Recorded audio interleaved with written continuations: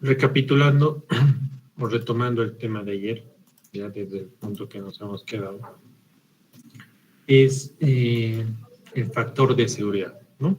El factor de seguridad, que es un valor que nos permite alejarnos de la carga última, que es la que produce falla en el suelo, ¿no? La carga última neta es la carga última menos la carga, la sobrecarga efectiva inicial, ¿no? El día de ayer hemos visto este concepto. Y esta es la que va a producir falla en el suelo, ¿no? A nivel de fundación. Dividido entre este factor de seguridad. Este factor de seguridad nos permite trabajar con una carga que está alejado de la falla. ¿Ya? Si dividimos la carga última neta entre un factor de seguridad, obtenemos la carga segura neta. Ayer hemos visto que Coduto categorizaba en tres categorías las estructuras, porque este factor de seguridad depende del tipo de estructuras, ¿no? Había categorías donde las cargas máximas de diseño eran frecuentemente, como ser un puente ferroviario,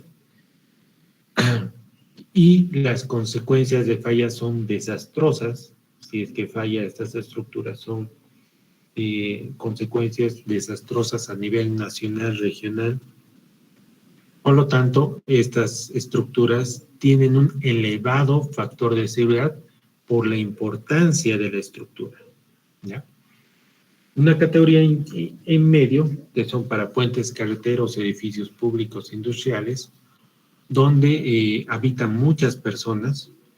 Las cargas máximas pueden ocurrir ocasionalmente, como en una carretera, y sus consecuencias de falla son serias, ¿ya? Y finalmente una categoría C, donde están edificios de oficinas y apartamentos, donde la carga máxima es casi improbable de ocurrir por la naturaleza de estas estructuras. En un edificio de departamentos,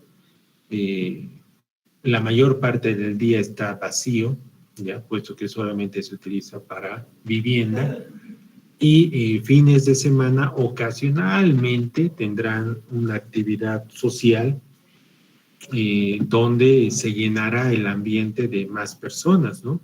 Pero eso es muy improbable que ocurra todos los fines de semana. Por eso es que las cargas máximas de diseño es improbable de ocurrir. Dependiendo de estas tres categorías, el factor de seguridad va de mayor a menor por la importancia de estas estructuras. Pero además se separan en dos categorías. Si es que se separa en dos categorías acorde a la calidad de datos que uno obtiene con referencia a las propiedades del suelo por debajo de la fundación. Y esto se realiza con una exploración del subsuelo, que es el siguiente capítulo. Si es que esta exploración del subsuelo es completa y cuidadosa, se tienen estos factores de seguridad. Pero si es limitada, es decir, cualquier otro estudio de suelos que no es completo y no es cuidadoso, sino que es limitado, se toman estos valores de factores de seguridad, que son más altos, ¿no? Entonces, aquí la capacidad segura, que es la carga con la cual vamos a trabajar o vamos a someter al suelo para trabajar las fundaciones, se aleja de la capacidad última neta dividiendo entre este factor de seguridad, ¿no? En el peor de los casos, es un 25% de la carga última, ¿no? En el mejor es 50%, ¿no? Y aquí dependerá de la experiencia y de las decisiones que se tomen para poder tomar este factor de seguridad. Todo depende de qué datos tienen para el estudio de suelos, ¿no? Para poder determinar si un factor, si una exploración de subsuelo es completo y cuidadoso o la exploración de subsuelo es limitada. Finalmente, se presenta el siguiente concepto, ¿no? ¿Qué es carga admisible de apoyo?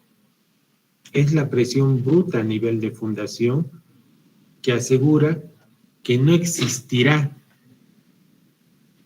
falla al corte y que los asentamientos a producirse no serán mayores a los tolerables. ¿Qué es la carga admisible del suelo? Es la presión bruta a nivel de fundación de la fundación que asegura que no existirá falla al corte y que los asentamientos a producirse no serán mayores a los tolerables.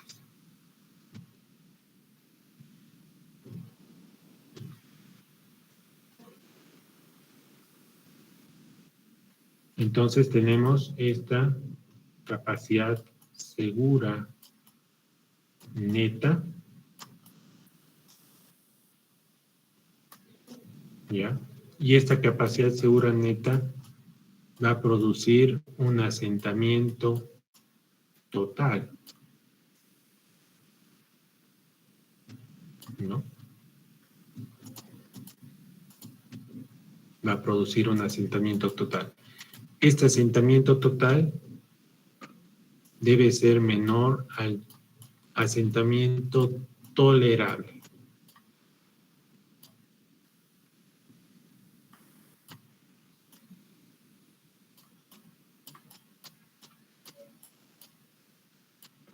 Si cumple ese asentamiento tolerable, entonces la capacidad admisible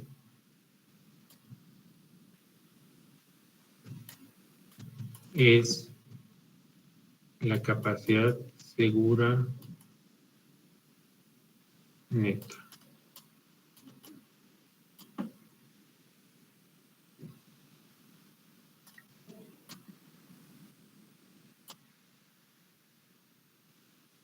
Entonces aquí se combina, ya vean que se combina el capítulo 3 con el capítulo 2 y con el capítulo 1, ¿no? El capítulo 3 que incluye ya al concepto de que carga última es la carga bruta que produce falla en el suelo, ¿ya? Y con esta carga última neta, que es menos la sobrecarga efectiva inicial, no, esta carga última menos la presión de poros en condiciones finales da lo que es la carga última efectiva. La carga última neta es la carga última efectiva menos la sobrecarga efectiva inicial. Todo esto a nivel de fundación, dividido entre un factor de seguridad adecuado, da la capacidad segura neta. Esta capacidad segura neta produce un asentamiento total, que es la suma del asentamiento inmediato más el asentamiento por consolidación, y este asentamiento total debe ser menor o igual al asentamiento tolerable de la estructura, y si este asentamiento es menor, entonces la capacidad segura neta es la capacidad admisible.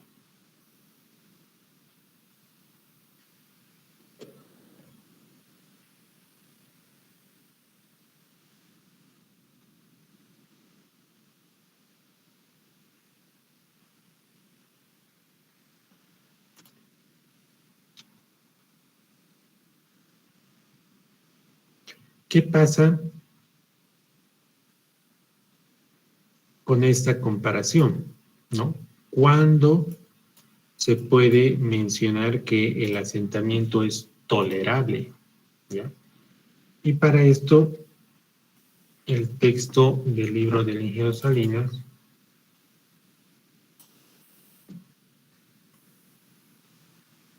en el capítulo 2 de asentamientos, en la parte final, ya, en la última parte, menciona asentamientos tolerables, diferenciales y totales, ¿ya? Propuestos por Burland y Bort en el 75, ¿ya? Y esto lo tengo mejor explicado en esta parte.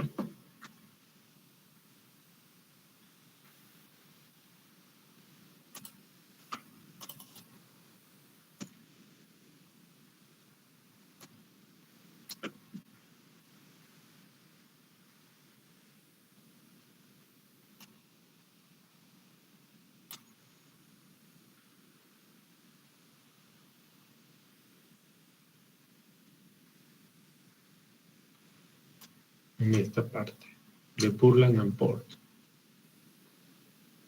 del 75, que definieron los tipos de asentamientos diferenciales para cuantificar asentamientos y distorsiones y son utilizados en estudios cuantitativos relacionados al diseño de fundación. Se define asentamiento, ya, como el desplazamiento de forma vertical de un punto dado. ¿Ya? Cada una de las columnas, en este caso de una casa, los puntos A, B, C y D, tienen sus fundaciones superficiales, ¿ya? Entonces, cada uno de estos se va a asentar de acuerdo al tipo de suelo que se presenta debajo de él y de acuerdo a la magnitud de la carga que está soportando, ¿ya? Entonces, aquí se calcula el asentamiento total como la diferencia o el desplazamiento vertical de un punto dado, ¿no? En este ejemplo, las cuatro fundaciones se asientan, ¿ya? Unas más que otras. El asentamiento diferencial es la diferencia de asentamientos de un punto con respecto al otro. El ángulo de inclinación es el ángulo de rotación del cuerpo rígido de una unidad de estructura bien definida. La torre inclinada de Pisa es un ejemplo de una estructura con una inclinación excesiva, ¿no? El ángulo de rotación θ es el ángulo entre la horizontal y dos fundaciones. La rotación beta es la rotación de la línea recta existente entre dos puntos de referencia relativa a la inclinación. La deformación angular alfa es el cambio de rotación θ. Y la deflexión relativa es el asentamiento de un punto relativo a una línea de recta que conecta dos puntos de referencia a una distancia S de separación. El valor positivo indica que delta es una deformación que es cóncava hacia arriba, mientras que un valor negativo indica la concavidad hacia abajo. Distorsión angular es este delta entre la longitud y el texto del libro de ingeniero Salinas presenta los asentamientos diferenciales tolerables en edificios según Bowles en 1996.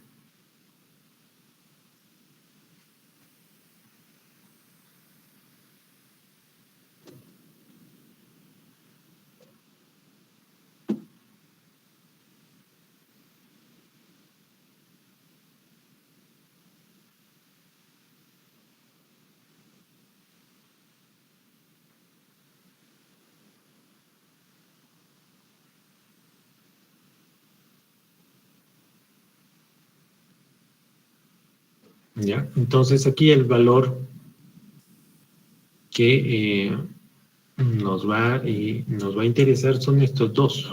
El máximo asentamiento de una fundación aislada, ¿ya?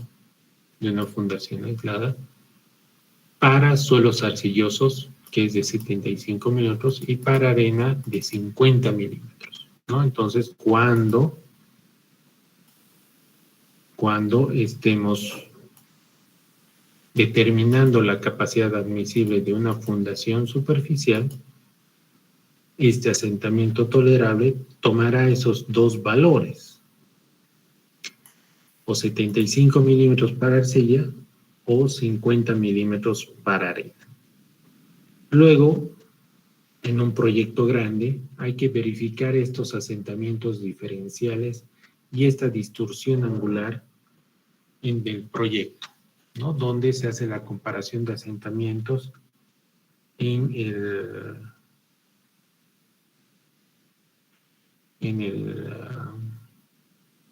en todo el proyecto, ¿no? Porque son variaciones de asentamientos, distorsiones que se tienen en un punto.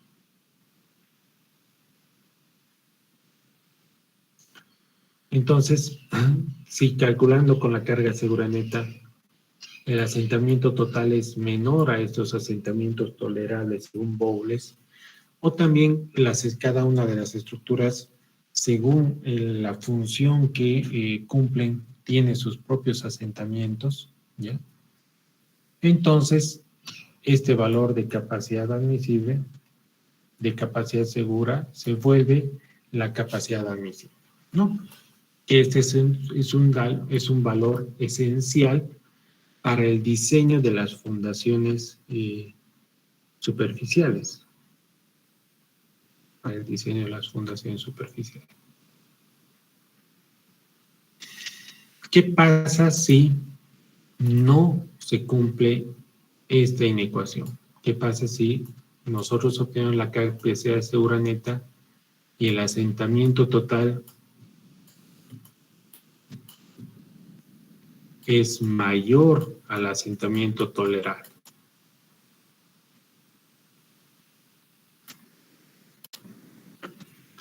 En este caso, lo que se realiza es elegir una carga segura neta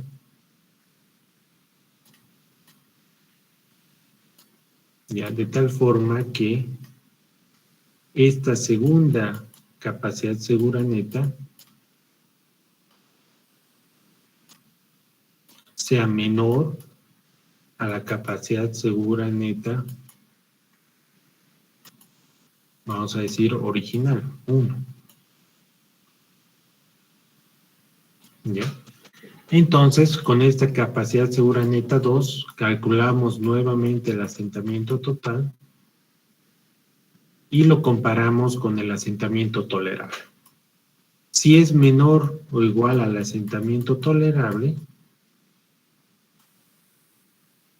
entonces esta capacidad segura neta se vuelve la capacidad admisible, esta capacidad segura neta 2. Si todavía sigue siendo mayor, pues se elige una capacidad segura neta menor, menor y menor hasta que cumpla esta inecuación. De tal forma que eso nos va a indicar que la carga que está aplicada en la fundación no va a producir una falla al corte y también va a producir un asentamiento menor al tolerable.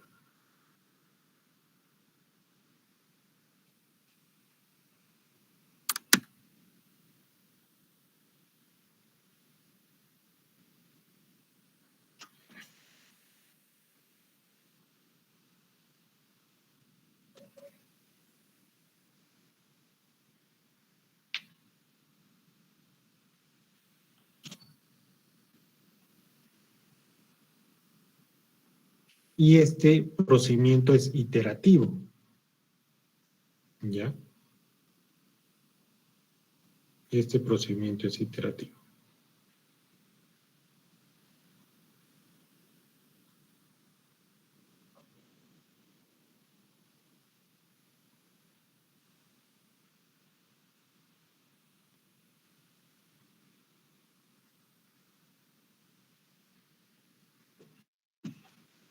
hasta que el asentamiento total calculado sea menor al asentamiento tolerable, ¿no? Para temas de examen, ¿ya? Para temas de examen, si es que el asentamiento total es mayor al asentamiento tolerable, lo que se realiza es una gráfica de asentamiento versus capacidad y se grafica el asentamiento, no, aquí es al revés.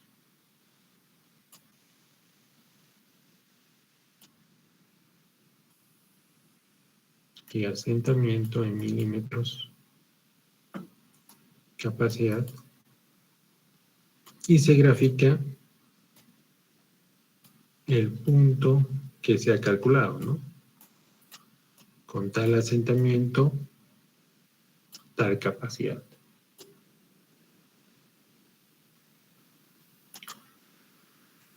Y se une con el punto 00 y se interpola hacia el asentamiento tolerable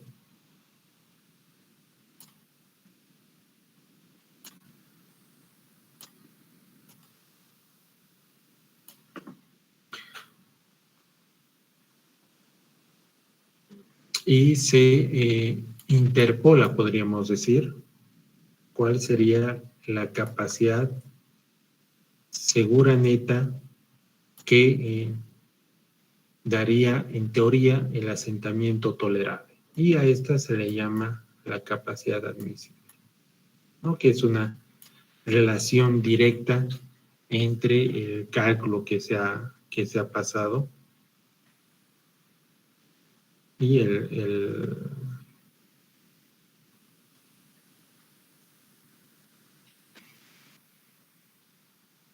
asentamiento calculado. ¿Ya? ¿Alguna pregunta? ¿Se entiende este procedimiento?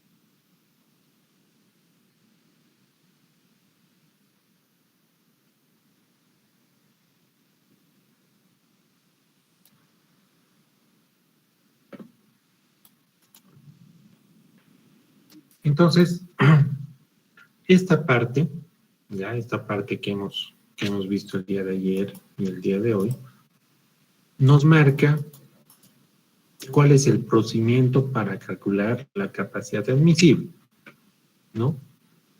Se determina la capacidad última, que es la capacidad, la carga bruta a nivel de fundación que genera una falla al corte.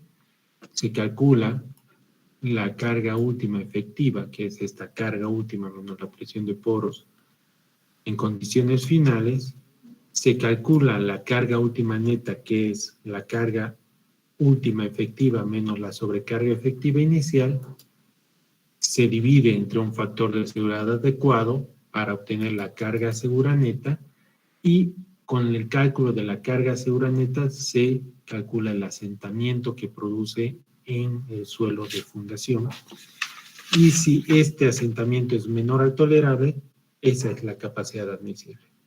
Si no, hay que iterar hasta encontrar la capacidad admisible o para temas de examen, ya para temas de examen, se interpola linealmente hasta encontrar la capacidad admisible que asegura que no va a fallar al corte que no va a tener ninguna falla en cualquier sentido y que el asentamiento producido por esa carga va a ser menor al asentamiento tolerado. Los asentamientos hemos aprendido a calcular en el capítulo 2, capítulo 1, que es junto con incrementos de esfuerzos. La carga segura neta se ha aprendido a calcular acorde a la carga neta. Y la carga segura neta entre un factor de dividida entre un factor de seguridad no es problema. Y todo parte de evaluar este valor, de conocer cuál es la presión necesaria para que el suelo falle en el suelo, para que el suelo falle al corte, para que en el suelo se presente alguna de estas tres formas de falla. Una falla general, o una falla local, o una falla por punzonamiento. Y a partir de ese valor, y a partir del conocimiento de este valor, uno puede determinar la capacidad admisible. ¿Ya? Entonces, aquí vamos a ver diferentes métodos para evaluar la capacidad última de apoyo.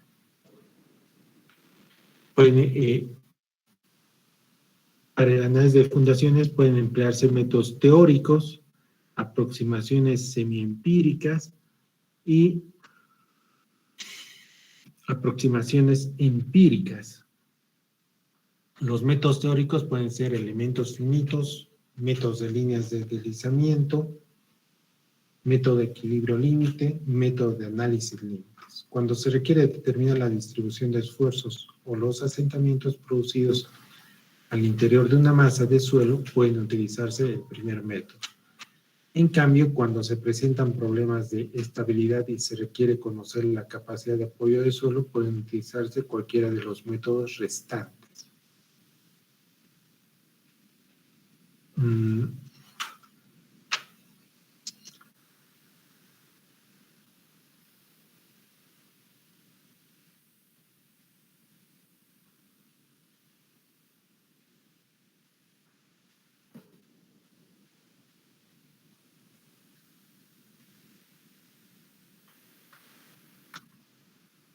Entonces, el texto presenta el método de elementos límites, el método de líneas de desplazamiento, el método de equilibrio límite y el método de análisis límite. El método de elementos finitos puede hacer uso de cualquier ley constitutiva, constituyéndose en el medio más eficiente para resolver problemas de cualquier tipo de fundación, y su principal ventaja es la de poder tratar con no linealidades de material y geometrías, es decir, la de poder trabajar con deformaciones grandes, existiendo muy pocas ocasiones en las que éste presenta dificultades, constituyéndose en su principal inconveniente el uso imprescindible de un computador para su resolución. El método consiste básicamente en la discretización del medio considerado como continuo, un número determinado de elementos, cada elemento está constituido por un número de nodos,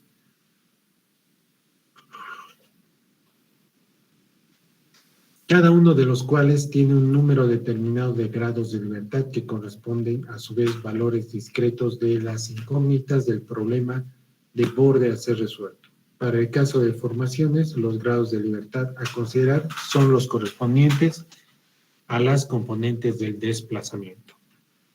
Es muy común, ya en estas alturas es muy común ver soluciones de elementos finitos. Sí, levantado la mano. ¿Cuál era la pregunta?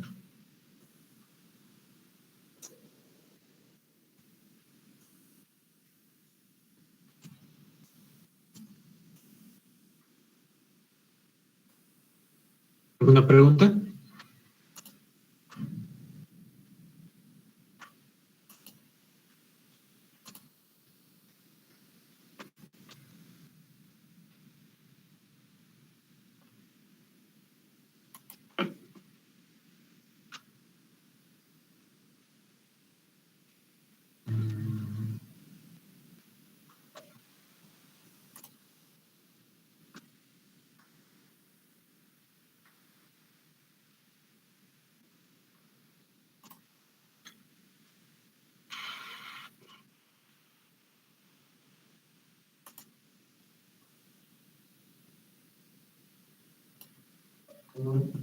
Estos son algunos resultados, ¿ya? En mecánica de suelos, el programa que se me viene a la mente es el Plaxis, ¿ya?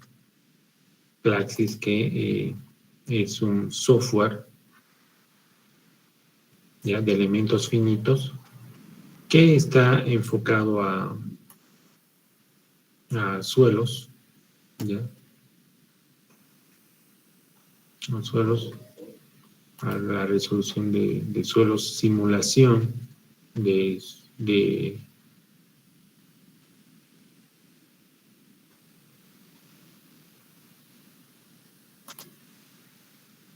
entonces, si uno busca elementos finitos con Plaxis, seguramente les va a salir estas imágenes.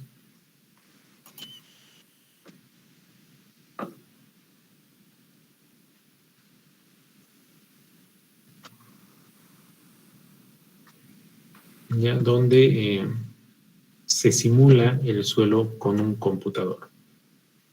Como menciona el texto, el método consiste en discretizar el medio continuo en un número determinado de elementos, y cada elemento está constituido por un número de nodos, los cuales tienen determinados grados de libertad que corresponde a su vez a valores discretos, incógnitas y problemas de bordes a ser resueltos.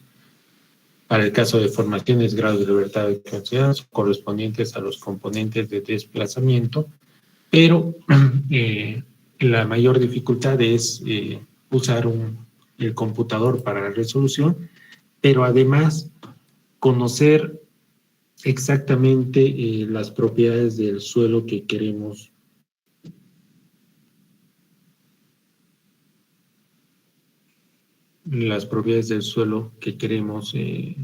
modelar, ¿no? Las propiedades del suelo que está presente en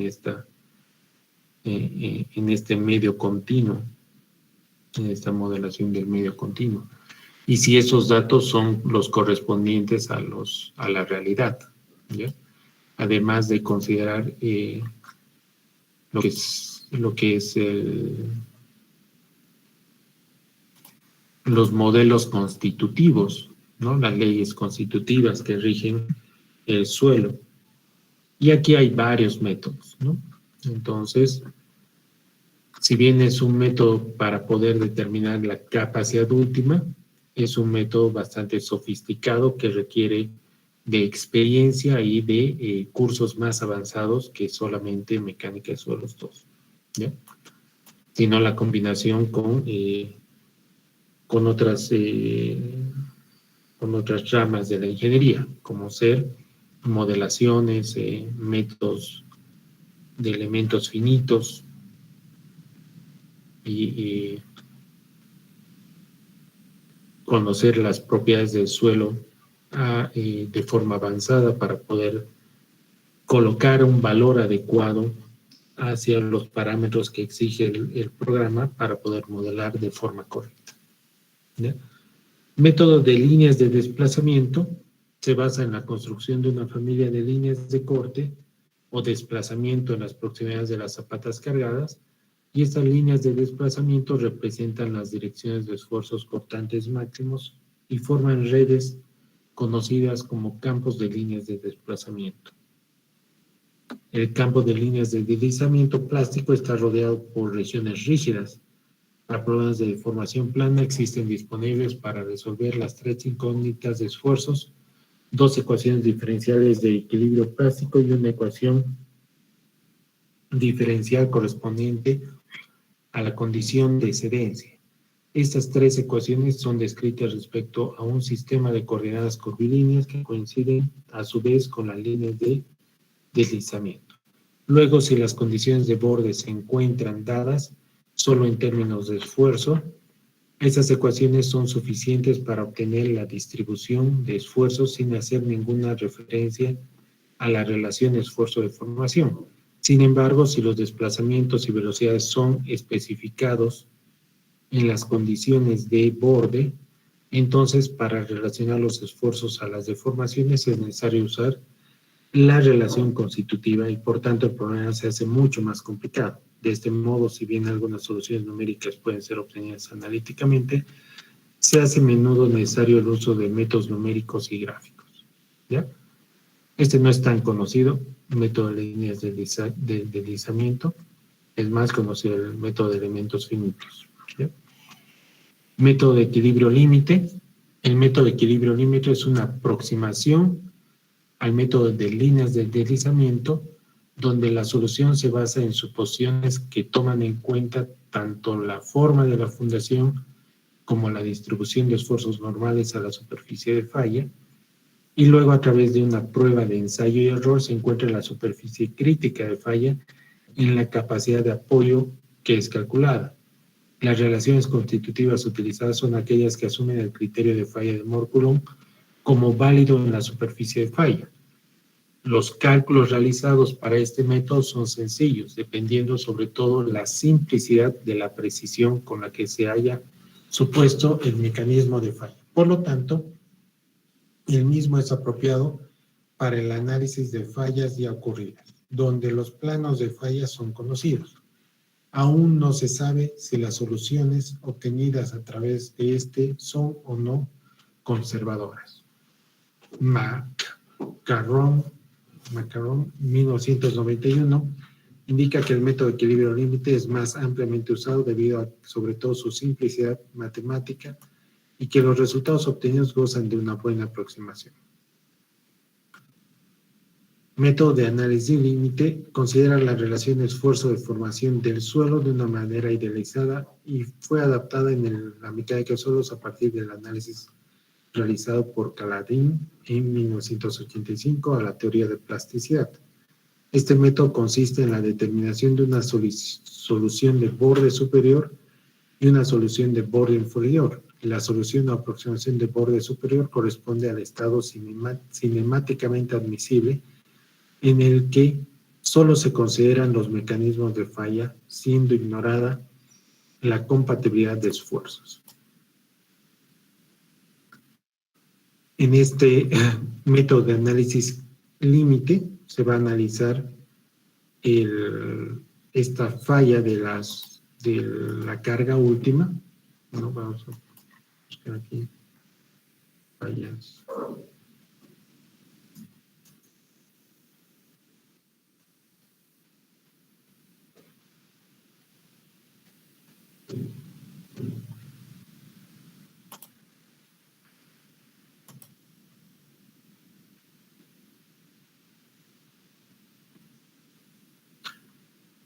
Como se puede ver en un laboratorio, se ha colocado una arena, ¿no? Una arena, y en el cual se puede observar, ¿ya?, cuando se coloca una fuerza a una zapata y se puede observar el plano de falla donde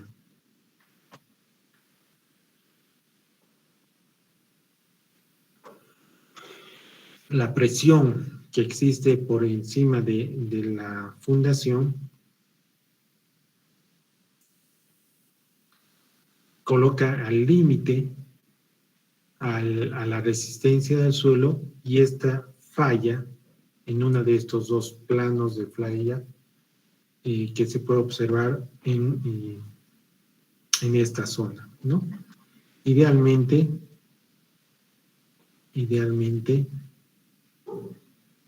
esto se observa, este plano de falla, ¿ya? Idealmente este plano de falla se lo puede asociar a una circunferencia, a una semicircunferencia,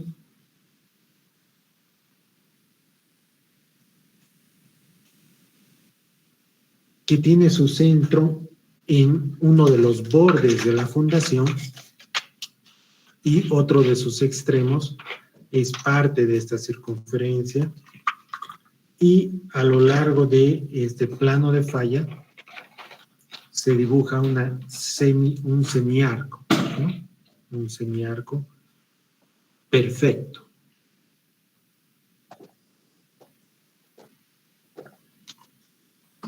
Este método de análisis límite inicialmente parte de la suposición de que la falla ocurre en este semiarco perfecto, el cual tiene un radio, que es el ancho B, ya que es el ancho B de la fundación.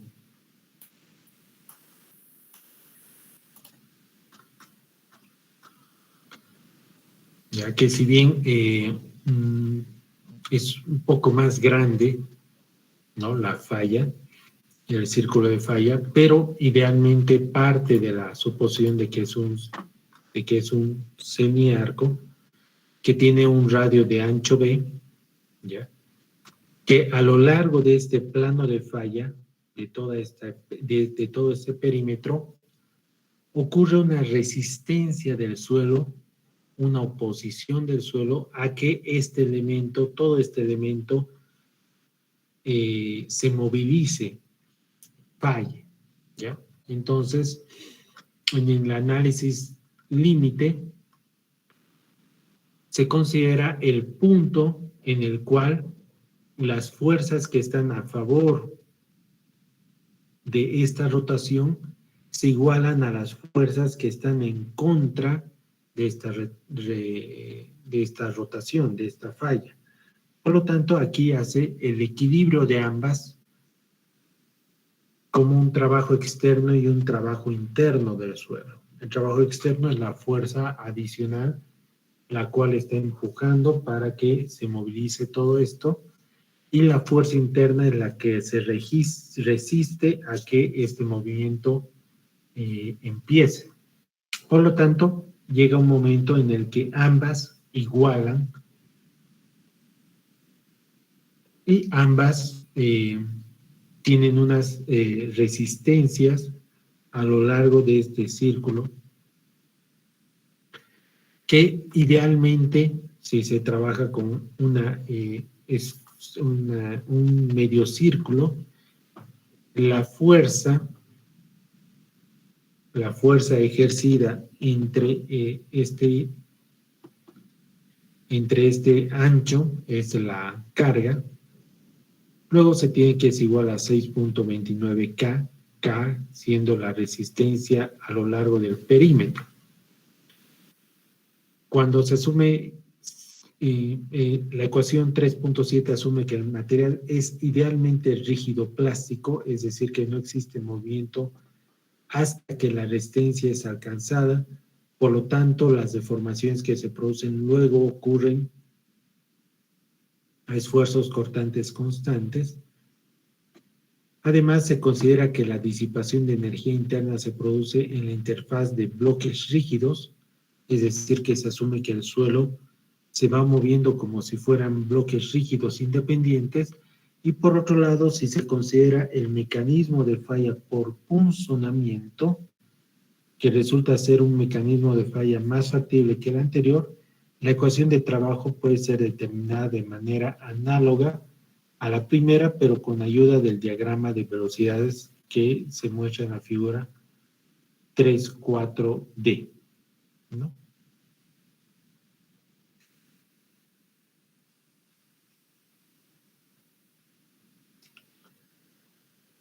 De esta manera se obtienen dos aproximaciones de borde superior, en la cual la carga es 6.29 K o 5.76 K. Por otro lado, la aproximación de borde inferior se refiere a un estado estáticamente admisible donde se ignoran los mecanismos de falla y se asegura la compatibilidad de esfuerzos. En la figura 3.5a se observa la discontinuidad de esfuerzos propuesta, y aquí el equilibrio de esfuerzos se mantiene al interior de cada bloque a través de cada discontinuidad. Es decir, que los esfuerzos normales son iguales a los esfuerzos normales del segundo bloque, o de los esfuerzos de las zonas 1 y 2, ¿no? De las zonas 1 y 2. Para esto hay que referirse a la figura 3.5. Y aquí el equilibrio de esfuerzos se mantiene al interior de cada bloque. En la figura 3.5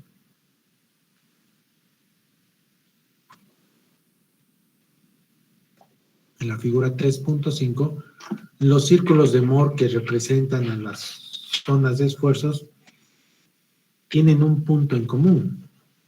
Si el material se encuentra en cedencia a ambos lados de la discontinuidad, entonces ambos círculos tendrán el mismo diámetro máximo.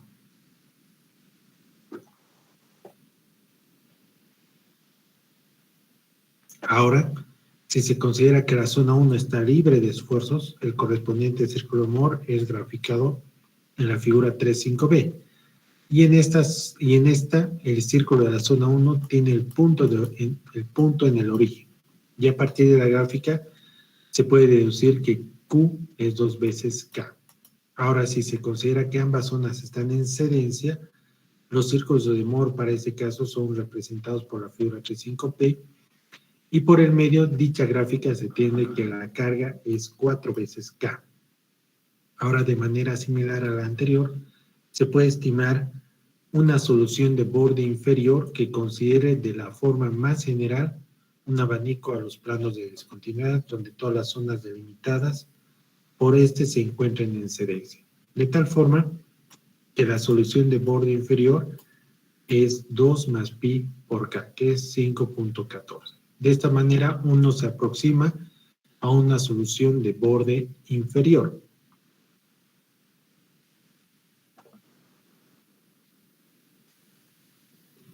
Entonces, la solución al problema se encontrará en algún punto ubicado entre el borde superior y el borde inferior, aproximadamente a uno o a otro, dependiendo si se incrementan las posibilidades de mecanismo de borde superior o las posibilidades de discontinuidades de esfuerzos de borde inferior. La adaptación del problema anterior a la mecánica de suelos corresponde a la condición de estabilidad de corto plazo en una arcilla saturada sometida a la aplicación de una carga.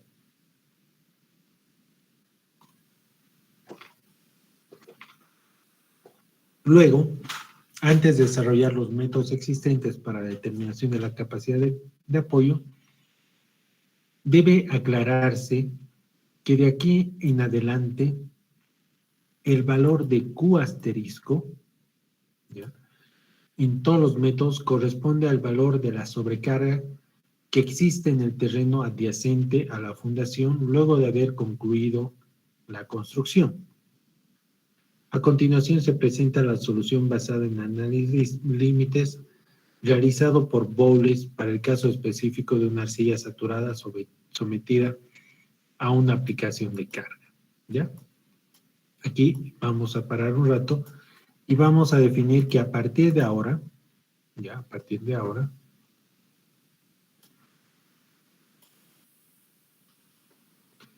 se define lo que es el Q asterisco. ¿Ya? Hasta aquí hemos visto las siguientes simbologías, ¿no? La carga bruta, que es la carga bruta a nivel de fundación, que la carga distribuida que ejerce, que distribuye la fundación sobre el suelo, la carga bruta efectiva, que es la carga bruta total menos la presión de poros en condiciones finales, la sobrecarga efectiva inicial, que es la carga efectiva a nivel de fundación en condiciones iniciales, el esfuerzo total, menos la presión de poros en condiciones iniciales, la carga neta, que es la sobrecarga bruta efectiva menos la sobrecarga efectiva inicial.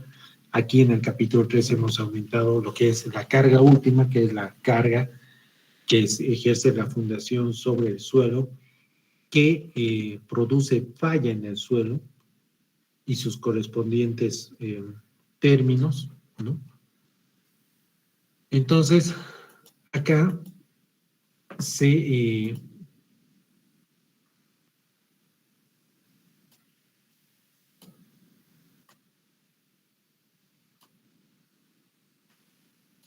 define, ¿ya?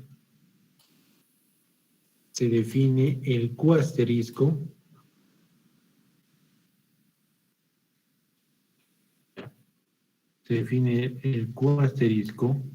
aquella carga que está a nivel de fundación, adyacente a la fundación, o sea, al lado de la fundación, después de su construcción.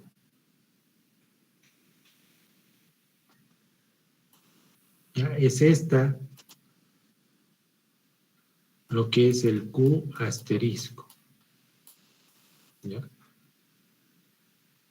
Ya que es la carga que está al lado de la fundación, a nivel de fundación, que está después de la construcción. ¿Ya?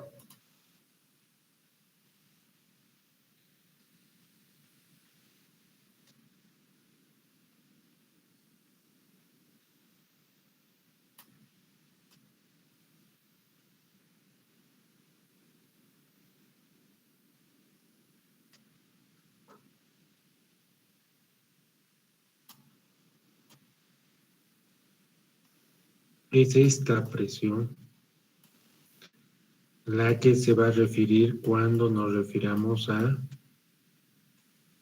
la carga asterisco, ya que es la presión que existe a nivel de fundación, al lado de la fundación. ¿Ya? Este valor es el que va a ayudar, ¿ya? Va a aportar a que el suelo resista un cierto valor. ¿Ya? Y a partir de aquí se presenta la solución, según Bowles, para la determinación de una arcilla saturada en condiciones no drenadas, ¿no? El cual concluye que la capacidad última es 5.14 de la cohesión no drenada. 5.14. Entonces,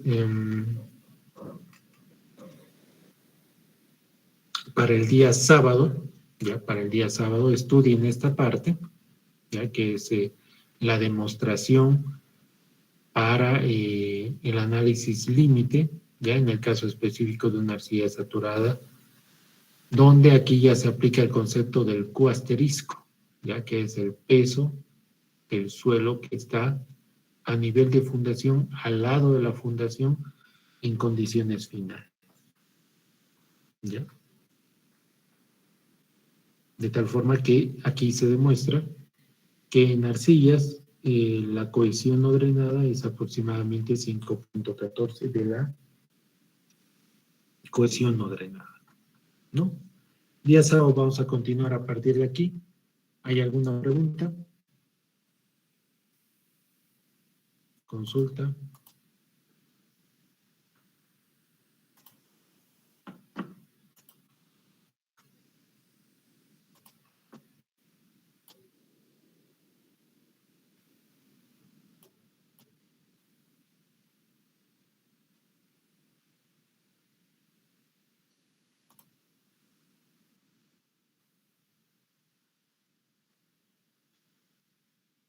Y quedaríamos, los espero el día sábado. Gracias, hasta luego. Hasta luego, Inge.